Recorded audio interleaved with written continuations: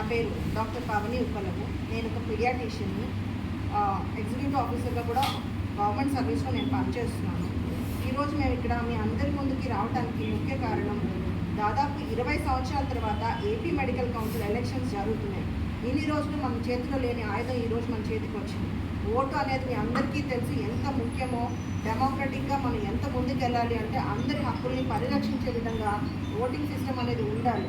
కానీ 20 ఏళ్ళుగా, గత 20 సంవత్సరాలుగా ఏపీ మెడికల్ కౌన్సిల్లో ఒక ఎలక్షను జరగలేదు.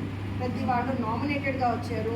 అలాగే ఎక్కడ డాక్టర్స్ యొక్క ఇబ్బందులు కానీ వాళ్ళు ఎదుర్కొంటున్న విపరీతమైన హింసకు కూడా గురవుతున్నారు డాక్టర్స్. ఎక్కడ సేఫ్టీ తగ్గిపోతుంది. రోజు చూస్తున్నారు మీ మీడియాలో, ఎక్కడ చూసినా ఫలానా డాక్టర్ ఫలానా హాస్పిటల్లో వైద్యం ఎప్పుడైనా సరే ప్రతి డాక్టరు తన పేషెంట్ని కాపాడటానికి 100% కష్టపడతాడు. ఎక్కడైనా సరే అన్ఫార్చునేట్ ఈవెంట్స్ జరిగినప్పుడు డాక్టర్ని బ్లేమ్ చేయటము, కన్స్యూమర్ ఫార్మ్కి తీసుకెళ్ళడము జరుగుతుంది. ఈరోజు మేము పీడిఎఫ్ తరఫున, అంటే ప్రొగ్రెసివ్ డాక్టర్స్ ఫార్మ్ తరఫున ఈ 13 మంది డాక్టర్స్ దీని గురించి కఠినమైన చర్యలు, ఎవరైనా సరే డాక్టర్ గురించి మాట్లాడాలన్నా, చెయ్యెత్తాలన్నా, ఒక డాక్టర్ ఏదైనా తప్పు చేస్తే కరెక్టే, తప్పు చేస్తే ఎవరైనా ఆన్సర్ఫుల్లే. కానీ డాక్టర్ ఏమి భగవంతుడు కాదండి. మా ప్రయత్నం మేము చేస్తాం. కోవిడ్లో ఎంతోమంది డాక్టర్స్ చనిపోయారు మీకు అందరికీ తెలుసు. దాదాపు 1600 మంది యంగ్ డాక్టర్స్ ప్రాణాలు కోల్పోయారు. ఒక్క విషయం, కోవిడ్లో చాలామంది ట్రీట్మెంట్ చేశారు, చనిపోయారని మీరు అందరూ అనుకుంటూ ఉంటారు.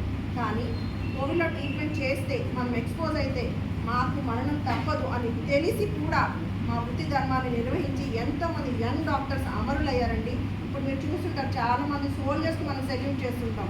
అంతకన్నా ఎక్కువగా మనం స్మరించుకోవాల్సింది, మనం ఈరోజు ఇవాళ ఇక్కడ కూర్చుని మాట్లాడుకుంటున్నాము అంటే మనందరి సేఫ్టీ మనం ఎజ్యూర్ చేస్తుంది డాక్టర్ కమ్యూనిటీ. అలాంటి డాక్టర్ కమ్యూనిటీకి ఈరోజు సమాజం ఏమిస్తుంది? తిరిగి గౌరవిస్తుందా? మనందరం చూస్తున్నాం డాక్టర్స్ రైట్స్ ఎక్కడ కాలు రాస్తున్నారు. చాలా వరకు గవర్నమెంట్ సర్వీసెస్లో డాక్టర్స్ ఉండట్లేదు.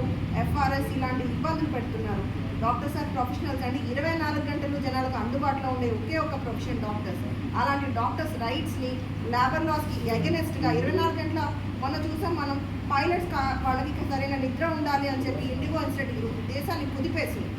అలాగే ఎందుకు పైలట్కి అంత నిద్ర కంపల్సరీ, ఫెటీగ్ రాకూడదు, అలసిపోకూడదు అని ఎంత జాగ్రత్త పాటిస్తున్నారు. 200 మంది ప్రాణాలు అతని చేతిలో ఉంటాయి. మరి డాక్టర్స్ చేతిలో పేషెంట్ ప్రాణాలు ఉండవండి. ఈ ప్రాణాలు కాపాడడానికి ప్రాణాలు అడ్డు వేసి పోరాడుతున్న డాక్టర్స్ యొక్క ఆరోగ్యం అనేది ముఖ్యం కాదా? సో డాక్టర్స్ సరైన రెస్ట్ ఉండాలి, సరైన డ్యూటీ టైమింగ్స్ ఉండాలి. ప్రతి ఒక్కళ్ళు వేలెత్తి చూపిస్తాం, ఒక గాజు బొమ్మలాగా డాక్టర్స్ని అందరూ రాళ్లతో కొట్టడం అనేది జరుగుతుంది. ఇది మేము తీవ్రంగా ఖండిస్తున్నాము.